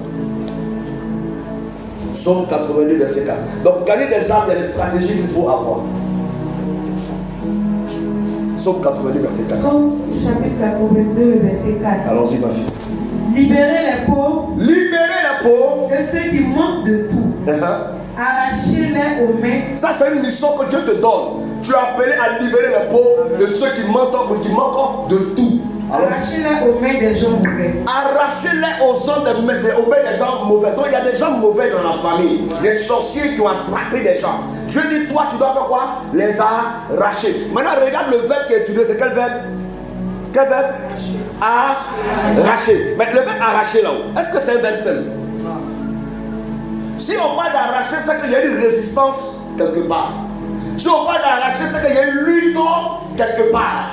Ça veut dire que l'âme que tu as envie de vouloir sauver là, il y a quelqu'un d'autre qui l'a déjà attrapé dans quelque chose. Donc toi, pour la sauver, il y a une lutte que tu dois mener. Une lutte physique et spirituelle. Donc quand tu vas prendre une âme, tu vas quelqu'un qui vient à l'église, le lendemain la personne retourne. Il ne faut pas croire que c'est la personne. La personne, tu dois l'arracher de quelque chose. Tu dois l'enlever de quelque chose. Amen. Amen. Et si tu ne réussis pas à l'arracher, tu ne l'as pas aidé. Donc on dit que ceux qui manquent de tout, arrachez-les des mains des méchants. Amen. Donc tu veux l'arracher. Yes. Alléluia. Amen. Amen. C'est ce mot-là qu'on va essayer de comprendre. Assure-toi ma fille. Qu'on va essayer de comprendre ensemble tout à l'heure quand on va lire ce verset-là. Alléluia. Amen. Donc, il y a la possibilité de gagner des âmes. Mais pour cela, les stratégies qui marchaient hier, écoutez-moi bien, ces stratégies ne marchent plus aujourd'hui. Hier, les gens aimaient Dieu. Les gens voulaient aller à l'église sans effort. Tu l'invites, tu dis, mais maintenant, frère, les choses ont changé. Tu n'as pas bien fait, tu veux l'évangéliser, lui-même il t'évangélise. Amen. Amen. Tu n'as pas bien fait, lui-même il te met en retard. C'est-à-dire, dimanche, toi tu veux venir à l'église, hein, mon fils commence à 7h. Il allait te chercher, il a compris. Mais tu arrives chez lui à 7h là. Il prend tout son temps. Vous arrivez à l'église à 11h30, le culte est fini. C'est la stratégie de maintenant là. Les gens sont dans des choses bizarres. Dis Amen. Amen. C'est pour cela qu'il y a la Bible définit un principe. J'avais parlé de ça à la réunion passée, à la formation, qu'on appelle anakazo. Dis anakazo. Anakazo. Ça s'écrit A-N-A-G-K-A-Z-O. Anakazo. C'est un mot grec qui veut dire contraindre. Qui veut dire quoi? Contraindre. Obliger, forcer, tirer. C'est ça qu'on appelle anakazo. Amen. Dis avec moi anakazo. Anakazo. A-N-G-K-A-Z-O. Anakazo. Dis avec moi anakazo. Anakazo. Dis avec moi anakazo. Anakazo. Dis avec moi anakazo. Anakazo. Anakazo. Anakazo. Anakazo, c'est en réalité la stratégie des temps de la fin. C'est la stratégie que Dieu va enseigner pour les temps de la fin. Et si on n'applique pas anakazo à nos églises, les églises vont se vider. Si on n'applique pas anakazo à nos églises ne vont jamais faire la volonté de Dieu. Il nous faut anakazo. Dit anakazo. Anakazo. Et anakazo signifie contraindre. Ça veut dire aussi obliger. Ça veut dire forcer. Ça veut dire tirer. Emmener par la force. Arracher. Par la force ou la menace. Par la persuasion ou la supplication. Ça veut dire que quand il fait anakazo, je peux aller derrière mon fils Loïc, alléluia, il fait anakazo, je l'oblige à venir à l'église. Ça peut être pas une supplication, ça peut être pas une obligation, mais je trouve la manière qu'aujourd'hui il soit à l'église. Yes. C'est ça qu'on appelle anakazo. Si tu mets anakazo sur tes enfants, quelqu'un ne peut pas rester à la maison. Tu mets anakazo sur tes frères, quelqu'un ne peut pas rester à la maison. Anakazo sur tes collègues, quelqu'un ne peut pas rester à la maison. Alléluia. Amen. Alléluia. Amen. Ouais, pour gagner certaines âmes, il faut les forcer. Il y a des gens qui ne savent pas dans quoi ils sont. Lui-même il est lié, tu as prié, Dieu t'a montré que le gars là, les sorciers veulent le tuer. Mais il ne croit pas. Pour garder un tel gars, il faut le forcer. Lui là, on le tire. Vérité. On lui fait anakazo. Anakazo. Il y a d'autres, tu vas aller les évangéliser. Le jour où vous devez parler de Dieu là, tu veux l'emmener à l'église dimanche à l'église. C'est là que tu vas voir que le gars est saoulé, il est fatigué. Il est frère, on te prend, on va mettre aussi toi à anakazo, on part à l'église. Alors. Vérité d'Adi. Je ne sais pas si c'est ça de vous enseigner la parole de Dieu. Amen. Parce qu'il y a des gens que vous devez emmener à la bénédiction. Il y a des gens que vous devez obliger à la bénédiction. Il y a des gens que vous devez faire sortir de certaines choses. Pour qu'ils comprennent que votre Dieu est réel. Alléluia. Alléluia. Amen. Non. Il y a certains de vos enfants, si vous ne les faites pas nakazo, ils ne vont jamais vous suivre. Vérité d'Adi. des enfants que vous devez obliger, vous devez contraindre, vous devez persuader. C'est que tu lui parles, tu le convaincs. Yes. Tu sais que si tu commences à aller à l'église avec moi, je te fais cette promesse, non, je vais l'accomplir. Ça aussi, c'est un nakazo. Il croit que tu vas accomplir, viens à l'église. Ah! Si tu peux dire à ton enfant, si tu as 15 et moins, tu donnes telle chose, il croit qu'il a 15 et moins. Si tu viens à l'église aussi, tu donnes des choses. Yes. C'est un nakazo. Qui me dit amen? Amen. Il y a des gens, même pour les enfants, il faut les demander pardon. C'est ça. Il faut les supplier. Pardon, si tu veux, je t'accompagne après, mais maintenant, allons à l'église. Je connais un frère, lorsqu'on était à Grand Bérédie, pendant qu'on était en train de prêcher, là, c'est une jeune fille qui lui a fait un nakazo. Il lui avait rendez-vous le 31 décembre et le bébé devait aller chauffer. Donc la fille lui a dit, il n'y a pas de problème. Mais moi, il te fait d'abord un nakazo. Amen. Elle dit, je t'invite à l'église, comme c'est normal la nouvelle année. Il faut quand même qu'on rentre dans la nouvelle année, dans la présence de Dieu. Donc, nous allons à l'église. Donc, le frère s'est habillé, il était sapé, frère. En tout blanc, chaussures blanc, tout blanc, frère. Il est venu à l'église, assis au fond comme ça, sérieux. Il a dit, pasteur, maintenant, sérieux. Nous, on a commencé à parler en langue dans la salle. Magabara, le gars est tombé derrière là-bas. Commence à rouler dans la salle. Alléluia. Commence à rouler, roule, vomit. Il y a les serpents derrière lui. On a chassé tout ça là. Puis il est fini à 6 heures, frère. Il se lève les lèvres tout rouge. Il n'est plus jamais retourné dans le monde. Amen. On dit qu'il s'appelle le prophète hier. Il est Alléluia.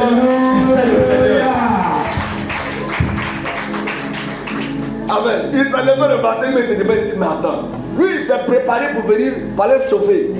Le Seigneur l'a cogné. Dieu l'a rencontré.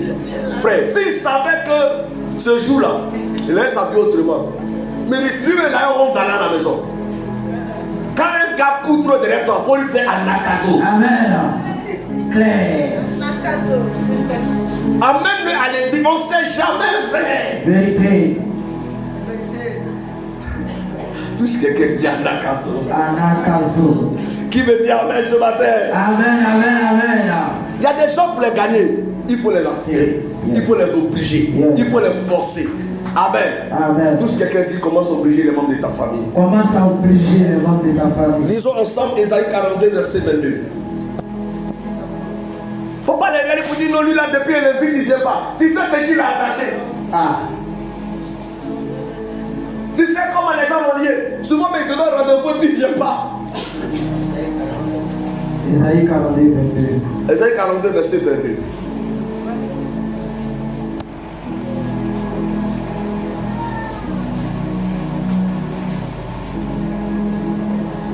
Allons-y, ma fille. Ésaïe chapitre 42, le verset 22. Oui. Mais voici que vous êtes un peu pillés. Voici, vous êtes un peu pillés. On vous a tout pris. On vous a tout pris. Vous êtes tous enfermés. Vous êtes tous enfermés. Dans de grands trous. Dans quoi? Des grands trous. Donc il y a des gens, ils sont enfermés dans de grands trous. Assis dans les prisons. Ils sont assis dans les prisons. Les ennemis vous ont pris. Les ennemis vous ont tout pris. Comme des richesses de guerre. Et personne n'est venu à votre secours. Et qui? Personne n'est venu à votre secours. Voici le problème. Des gens sont enfermés dans des prisons spirituelles. Des gens sont enfermés dans des cachots. Et il n'y a personne qui vient à leur secours. Voilà la raison pour laquelle Dieu t'a suscité, toi. Je dis les gens dans ta famille que les sorciers ont enfermés, c'est toi qui vas les libérer. Les gens que les sorciers ont bouclés, c'est toi qui vas les libérer. Ils ont été enfermés, pourtant personne ne vient dire libérez-les. Yes. Dans toutes les familles, il doit y avoir quelqu'un qui dit libérez-les. Amen. Il doit avoir un Moïse. Yes. Libérez-les. Écoutez, si Moïse n'est pas suscité, Israël ne peut pas sortir de l'Égypte. Vérité. Il faut qu'un Moïse soit appelé. Amen. Pour que les frères et les sœurs sortent du temps de l'esclavage, traversent la mer et entrent dans la terre de bénédiction. Amen. C'est un combat. Yes. Mais pour que cela soit possible, il faut qu'on localise Moïse. Alléluia. Aucune famille n'est libérée sans un Moïse. Vérité. Je veux dire à quelqu'un ce matin que c'est toi que tu appelles Moïse. Amen. C'est toi que tu appelles Esther. Amen, amen, c'est toi que tu appelles Moïse. Amen, c'est toi que tu appelles Esther. Amen. C'est ta prière qui va sauver tes frères. C'est ta prière qui va sauver tes soeurs.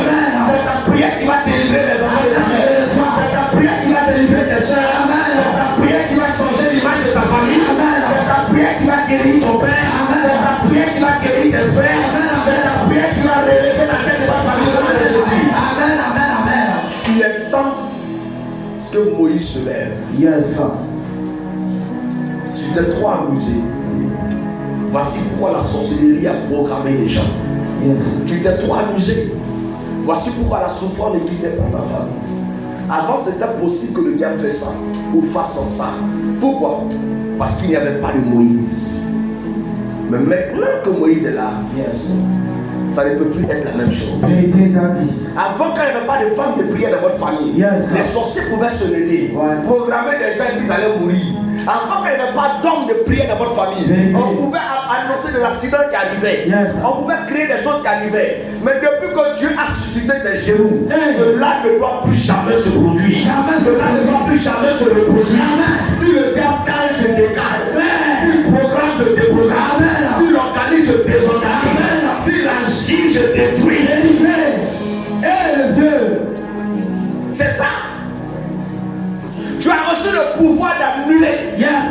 Il programme, tu déprogrammes. Il prévoit la mort de quelqu'un, tu t'interdis. Au nom de Jésus. Dieu t'a donné le pouvoir. Vérité. Dieu t'a donné le pouvoir. Vérité. Le diable n'est pas le seul à parler. Vérité. Tu as aussi le pouvoir de parler. Alléluia. Tu as aussi le pouvoir de changer les choses. Vérité. Quand on n'est pas d'accord avec quelque chose, on se lève et on change la chose. C'est toi qui dois changer les choses. Amen. Mais tant que tu es assis, ça ne se passera pas comme ça. Yes. Je ne veux pas que ta vie soit comme la vie de Samson. Yes. Samson devait changer les choses. Mais il disait à Dieu, quand est-ce que je dois commencer? Quand est-ce qu'il doit commencer? Un matin, ils ont pris, ils ont cassé ses yeux. Voilà ça. Ils ont arraché sa vision. C'est maintenant il sait qu'il doit commencer. Il y a des gens, ils attendent d'abord que Dieu vienne le frapper. Comme Jacob, Dieu doit d'abord déboîter sa hanche avant qu'il commence à faire l'œuvre de Dieu. Non, Dieu n'est pas obligé de gâter tes choses avant de commencer à le servir. Est-ce que Dieu est obligé de te frapper avant que tu commences à le servir? Est-ce que Dieu est obligé de se fâcher contre toi avant que tu commences à le servir? Non. Est-ce que Dieu est obligé de bloquer tes affaires avant que tu ne commences à le servir? Non. Est-ce que Dieu est obligé de créer des problèmes au travail avant que tu commences à le servir? Non, c'est maintenant. Vérité d'Ali. Il y a des gens, Dieu vous crée des problèmes parce que vous n'avez pas compris que votre silence tue des âmes. Yes. Je vous dis la vérité, Dieu est capable de vous livrer à vos ennemis. Juste parce que vous ne connaissez pas votre mission. Vous ne savez pas pourquoi est-ce que Dieu est avec vous. Yes. Frère, Dieu compte sur toi. Vérité. Dieu compte sur toi. Dieu n'a pas besoin de deux personnes pour une famille. Ouais. Une seule personne. La Bible dit l'apôtre Paul a prêché en Asie mineure. Pendant 2 ans, toute l'Asie était gagnée au Seigneur. Lui seul. Gagnons nos familles d'abord. Amen. Moi et ma maison, nous servirons le Seigneur. Mais souvent, toi, dans ta maison, c'est toi qui sers le Seigneur. Ta servante, c'est pas le Seigneur. Ton mari, c'est pas le Seigneur. Tes enfants, c'est pas le Seigneur. C'est toi qui prends ta vie. Alléluia, amen. C'est pour ça qu'on te persécute. Ouais. Claire. Nous allons servir le Seigneur. Alléluia. Nous servirons le Seigneur. Amen. Quelqu'un ne peut pas venir chez toi en tant qu'enfant de Dieu et la personne ne suit pas ton Dieu. Yes. Ce n'est pas normal. Vérité d'Ali. Ah, effectivement, il veut être avec toi, mais moi, ma prière, c'est au nom du Père, du Fils et du Saint-Esprit. Faut te retourner. Ça peut pas marcher, faut te retourner. Claire. Ah, moi, je vais être avec toi, mais ma prière, c'est à la Koubarou. Faut te Retourner. Il n'y a pas un féticheur qui va accepter un chrétien dans sa maison. Jamais. Parce que quand il prie, ça dérange. Yes. Il n'y a pas un franc-maçon qui va accepter un enfant dans sa maison. Jamais. Parce que quand il prie, ça dérange. Il y a même des gens qui te refusent de louer leur maison. Juste parce que ta prière dérange les affaires. Vérité de Dieu. Il ne peut pas avoir 2 dieux sous le même toit. Yes.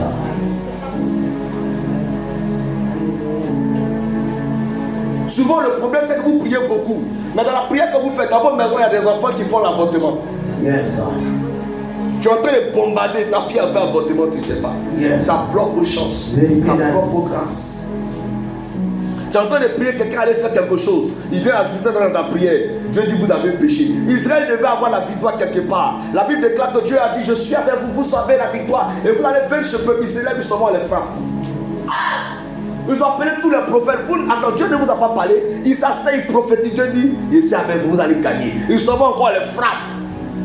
Ils sont allés chercher leur daddy, le vieux prophète. Il est venu, il dit quand il voit la vision, vous avez la victoire. Ils sont partis encore, les a frappés encore.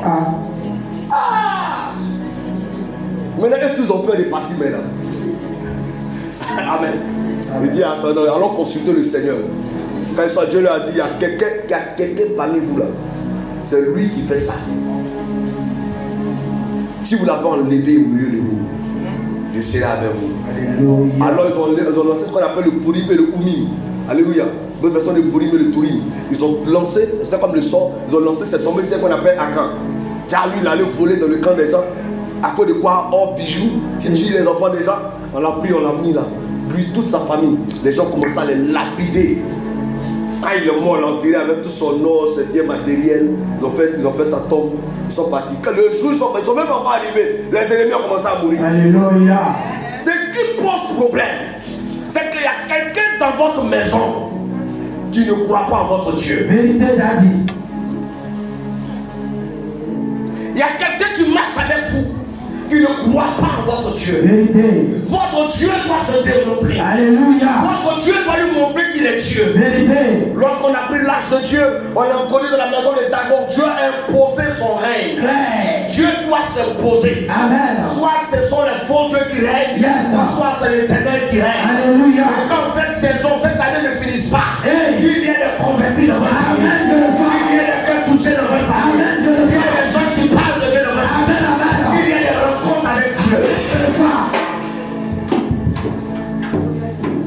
Un gars était féticheur, il ne voulait pas se donner à Dieu. Et c'est sa petite soeur qui priait beaucoup. Et il a dit au diable, cette fille-là, je vais la paralyser. Là, il l'a paralysée et puis il l'a guéri. Et puis on va servir ensemble. Donc il a envoyé la paralysie, ça n'a pas pris. Il a renvoyé, ça n'a pas pris.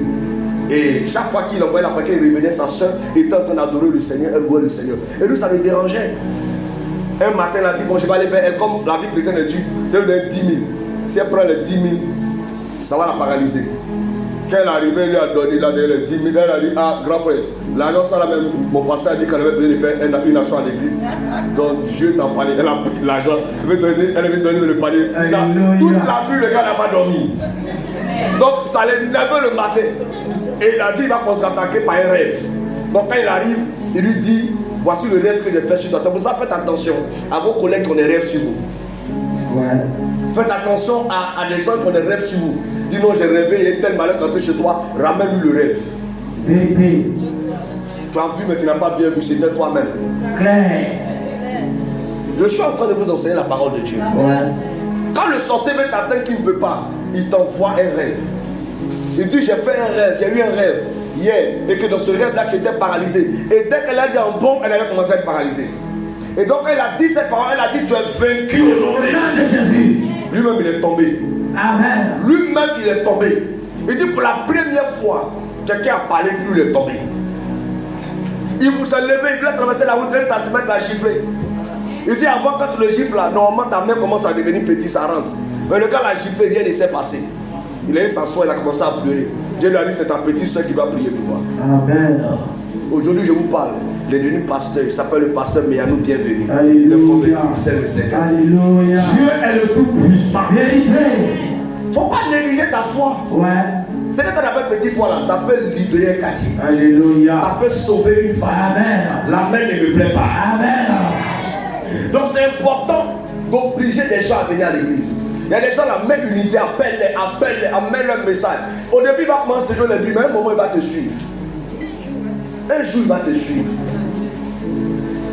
La graine, quand tu as mis graine dans ton champ, si tu t'arrêtes pour suivre, ça ne va pas pousser. Va à la maison.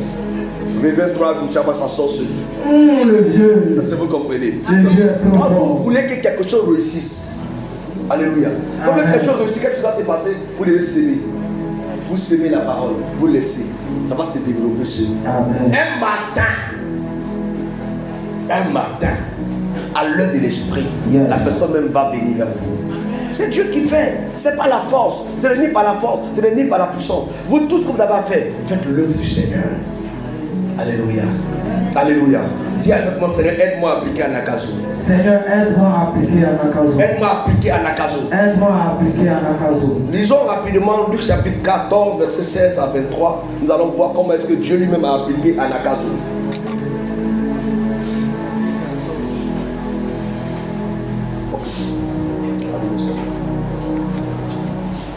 Allume le ventilateur.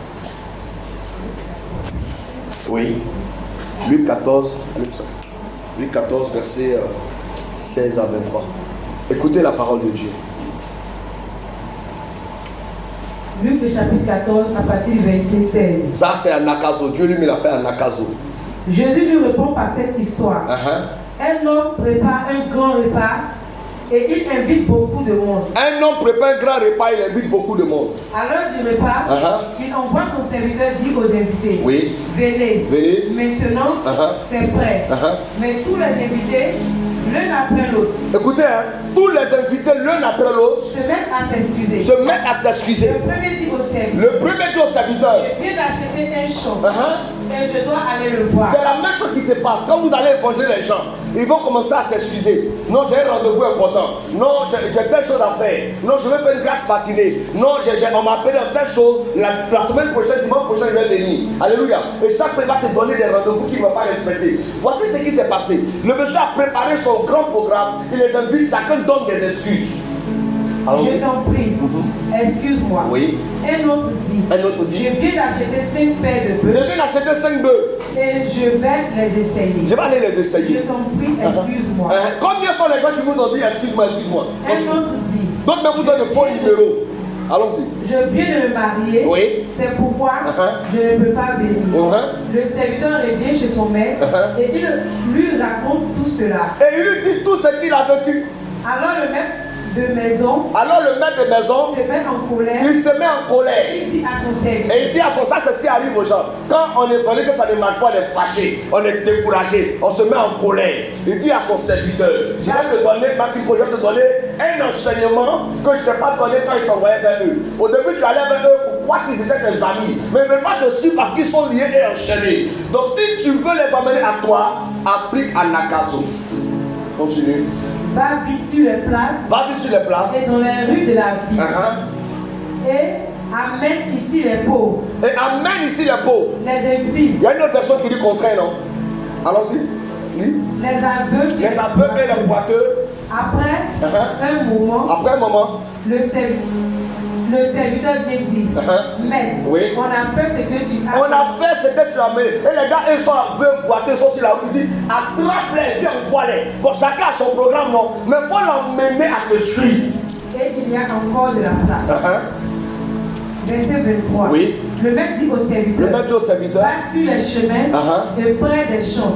Ce que tu rencontreras, oblige-les à entrer. Il a dit quoi? Oblige-les à entrer. Attends, chacun s'en va à son champ, à ses activités, et puis tu les obliges. C'est que matin, elle est sortie là, elle est un rendez-vous serré, mais toi tu l'obliges à venir à l'église. Amen. Il s'est réveillé, son emploi du temps est chargé, il est fatigué, mais toi tu l'obliges à venir à l'église, tu le contrains. Il dit, va, contrains-les à te suivre, oblige-les à te suivre. Allons-y ma fille.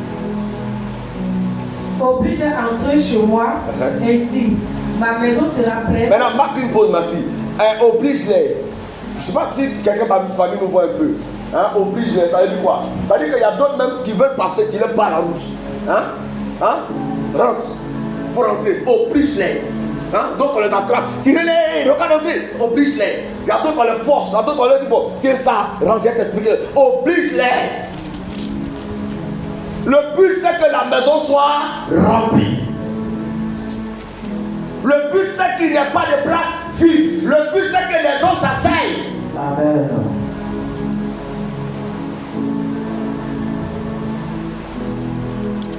Ça veut dire même qu'on peut être en train de faire le culte et toi tu sors pour faire Nakazo.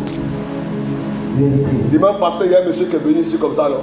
Il était assis et puis le missionnaire Assoumou l'a vu, il lui a donné une révélation. Ça l'a suivi, les musulmans. Il veut s'asseoir et il a fait le culte. C'est un Nakazo. Ce n'est pas dans son programme, mais c'est rentré dans son programme. Amen. Le dimanche matin, les gens se promènent. Ils sortent de la maison, ils se promènent. Il ne sait pas où il va partir. Il se promène seulement. Si quelqu'un l'arrête, il va s'arrêter. Mais comme il n'y a personne pour l'arrêter, tout le monde est occupé, chacun veut chanter, danser, louer Dieu. Donc on les rate. Les gens, souvent ils partent, ils les rattrapent. Mon frère, ça va, tu vas où? Non, il me promenait et dit, viens aller faire un culte. Je vais te bénir ce matin. Amen. Attrape quelqu'un, on va le dire Amen. Amen. Attrape quelqu'un, on va le dire Amen. Amen. Le deuxième point que je touche rapidement, on a déjà parlé dans la prière de Maman Arrivée, la prière de Théo Maï. Théo Maï. Théo Maï. T-H-E-O-M-A-E. Donc après Anakazo, on peut prendre le Théo Maï. Amen. Amen. Voilà. Théos, ça veut dire Dieu. Maï, ça dit âme. Amen. Donc le Théo Maï, c'est la prière de la réclamation des âmes. Amen. L'évangélisation n'amène pas seulement les gens à l'église. Tu peux évangéliser les gens qui ne viennent pas. Amen. Par moment, quand tu veux qu'ils ne viennent pas, tu dois prier pour réclamer les âmes. Le diable aussi réclame l'âme des gens. Donc tu dois prier pour réclamer les âmes. Seigneur, dans ma famille, toutes les âmes qui t'appartiennent, je les réclame au nom de Jésus. Amen. Seigneur, dans ce quartier, toutes les âmes qui doivent appartenir à ma communauté, je les réclame au nom de Jésus. Amen. Et le Théo Maï, ce n'est pas une affaire de quartier. Amen. Ce n'est pas affaire de quartier pour dire, c'est seulement dans le quartier ici les gens qui sont. Le Théo Maï peut aller jusqu'à hors du pays. Ça peut aller hors de la ville, ça peut aller hors de la commune. Ça peut attraper quelqu'un à Benjamin, ça l'amène au culte. Attraper quelqu'un, il ne sait pas où, ça l'amène au culte. À David, ça l'amène ça sur le Théo Maï. Donc, monsieur, ne prions pas. Parce que ça dépend de où là entend la voix du berger. Quelqu'un peut être, il peut être ici, et puis la côté, il n'entend pas ta voix. Et puis il y a quelqu'un qui est jusqu'à Bobo de Rail. C'est lui qui entend la voix. Une voix lui dit, va chez dans telle église, va chez tel homme de Dieu, va prier dans tel endroit. Ça c'est le Théo Maï. Est-ce que je parle à quelqu'un? Amen. On va lire des versets pour voir. Ésaïe 55, verset 5. J'espère que l'enseignement fait du bien à quelqu'un. Amen. Tu dois gagner des âmes. Amen. Tu dois être un gagneur d'âmes. Amen. La dernière fois que tu as gagné une âme, c'était quand? Ou tu as invité une amie à l'église, ou tu as invité un frère à l'église, c'était quand? Tu dois recommencer. C'est une bonne habitude. Ésaïe 55. Verset 5. Allons-y. Toi aussi, Israël, tu feras appel à des peuples inconnus. Attends, c'est toi l'appel d'Israël. Hein? La Bible dit que toi aussi, Israël. Amen. Tu feras quoi? Appel à des peuples inconnus. À des peuples inconnus. Et ces étrangers qui ne te connaissent pas, ils se dépêcheront de venir vers toi. Donc, je suis ici, il y a des gens que je ne connais pas, mais j'appelle les âmes. Spirituellement, ils connaissent ma voix. La Bible dit que tu les appelleras et ils se dépêcheront de venir vers toi. Ils viendront à cause de moi. À cause de moi. Le Seigneur ton Dieu. Ils ne viendront pas à cause de toi, mais à cause de moi, le Seigneur ton Dieu. Le Seigneur ton Dieu, le Dieu Saint d'Israël, il veut t'honorer. Amen. Vous voyez un peu? Mais si maintenant vous ne les appelez pas, ils viennent comment? La Bible ne dit pas un peuple que tu ne connais pas viendra vers toi. La Bible dit que tu appelleras un peuple que tu ne connais pas. Donc c'est des gens qu'on ne connaît pas.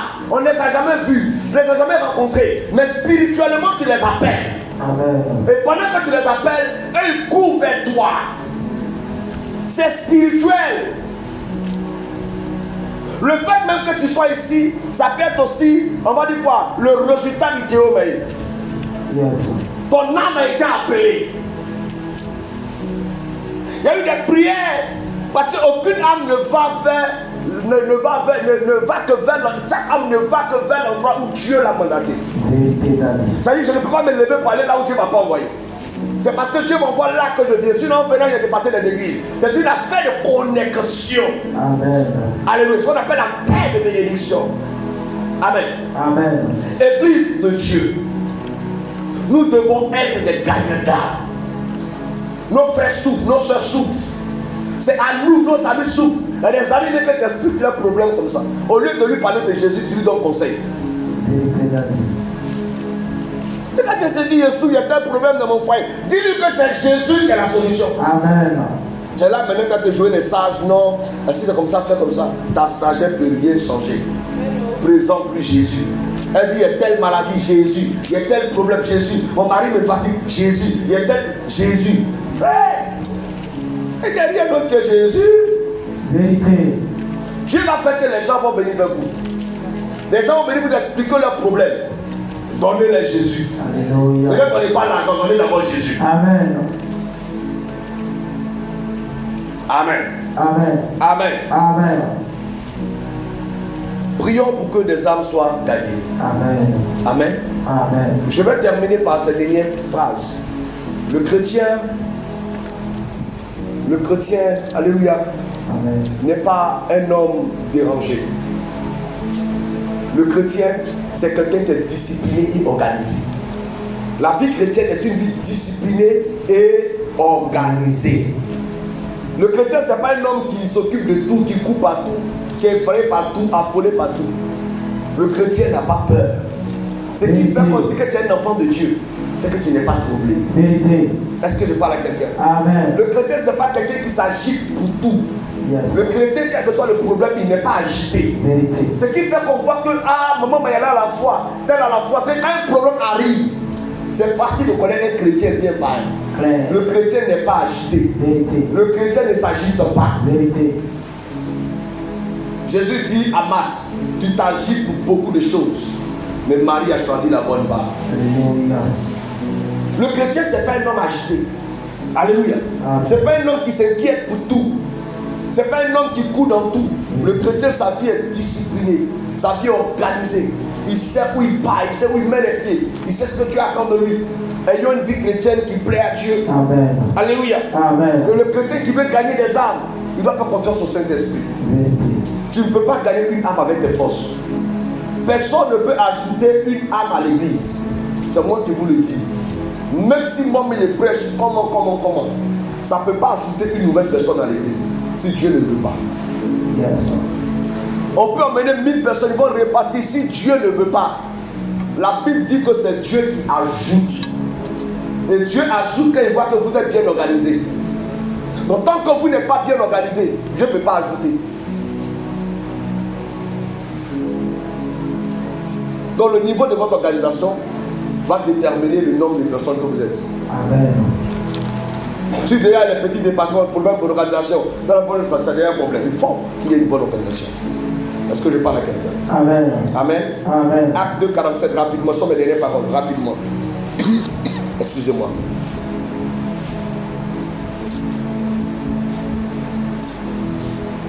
Donc si nous voulons gagner des âmes, faisons confiance à Dieu. Seigneur, je vais aller avec tel frère, si je lui parle qu'il accepte. Faites confiance à Dieu. Ne faites pas confiance à votre connaissance théologique. D'après ma connaissance théologique, la Bible déclare. C'est pas ça. Acte 2, 47. Acte, le chapitre 2, verset 47. Oui. Ils chantent la louange de Dieu. Oui. Et tout le peuple les aime. Ils chantent la louange de Dieu, tout le peuple les aime alors. Et chaque jour, le Seigneur ajoute à leur communauté. Le Seigneur ajoute à leur église. Ceux qui sont sauvés. Ceux qui sont sauvés. On n'a pas dit le pasteur ajoute. L'homme de Dieu dit Dieu ajoute. Ma prière c'est que Dieu ajoute ce matin. Amen. C'est que Dieu ajoute ce matin. Amen. Tout ce que nous devons faire, c'est planter et arroser. Vous vous plantez, moi j'arrose. Amen. Hein? Vous vous plantez, moi j'arrose, Dieu fait grandir. Amen. Donc vous vous envoyez, vous plantez. Amen. Il s'en va vous vous emmenez, vous semez, moi j'arrose, je le fais grandir. Mais si vous ne plantez pas, je ne peux pas arroser. Et Dieu aussi ne peut pas faire grandir. Yes. Donc Dieu a besoin de vous pour qu'on ait un grand champ. Dieu a besoin de vous. Amen. Le grand champ, il y a l'espace, mais aussi le type de graine. Tu peux avoir un grand espace, mais si tu as planté seulement que dans 1 mètre carré, c'est ton champ qui est 1 mètre carré. Si tu as pu faire un tas aussi, ça dépend des graines qui sont dans ta main. Et ça fait ça qu'on va arroser et ça va donner. Amen. Amen. Vérifions 1 Corinthiens 3, verset 5 à 6. Vous allez voir. 1 Corinthiens 3, 5 à 6. Ce n'est pas ça qui nous feront du bien. 1 Corinthiens 3, verset 5 à 6. 5 à 6. Regardez ce que l'apôtre dit. Ça, ils avaient compris ça des années en arrière chez nous. 1 Corinthiens chapitre 3 à partir du verset 5. Oui. Apollos c'est qui? Apollos c'est qui? Et Paul c'est qui? La question c'est quoi? On dit maman alors c'est qui? Hein? C'est ça non? On dit qui est? Maman tant c'est qui? Alléluia. Amen. Maman moi c'est qui? Maman Rivet c'est qui? Ça c'est l'apôtre qui pose cette question. Pourquoi il pose cette question? Parce que quand tu envoies quelqu'un à l'église, ce n'est pas pour ton honneur. Amen. Amen. Donc les gens se battaient pour dire, oh c'est moi qui ai envoyé tel frère ou tel soeur. Paul dit, hey, Apollos, c'est qui? Paul, c'est qui? Nous ne sommes que des instruments. Dieu t'a utilisé pour envoyer. Dieu m'a utilisé pour prêcher, donner la révélation. La personne assise. Qui va se lancer les fleurs? C'est Dieu qui se lance des fleurs. Lis ma fille. Nous sommes. Non, reprends même. Apollos c'est qui? Apollos c'est qui? Apollos c'est qui? Et Paul c'est qui? Et Paul c'est qui? Nous sommes seulement les serviteurs de Dieu. C'est pour ça que quand tu vois quelqu'un à l'église, il ne faut pas vouloir le détourner pour le ramener. Nous ne sommes que des serviteurs de Dieu. C'est pas nous. Marque une pause. Ce n'est pas parce qu'elle t'a envoyé à l'église que je vais dire que je contrôle ta vie. Pourquoi il t'envoie à l'église que c'est moi qui dois tout décider sur toi? Il y a même des gens qui envoient des gens à l'église. Et parce qu'elle t'envoie à l'église, tout ce que tu dois faire, tu dois pas me demander. Par rapport à quoi?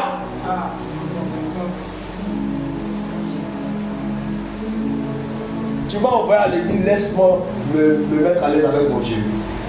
Amen. Est-ce que je parle à quelqu'un? Amen. Tu ne peux pas m'envoyer à l'église et puis vouloir me contrôler. Dès que je rentre ici, tu n'es plus mon père spirituel. Frère. Ou bien? Ou bien? Ah. Tu ne peux pas envoyer un mouton dans mouton et puis tu veux faire des bergers.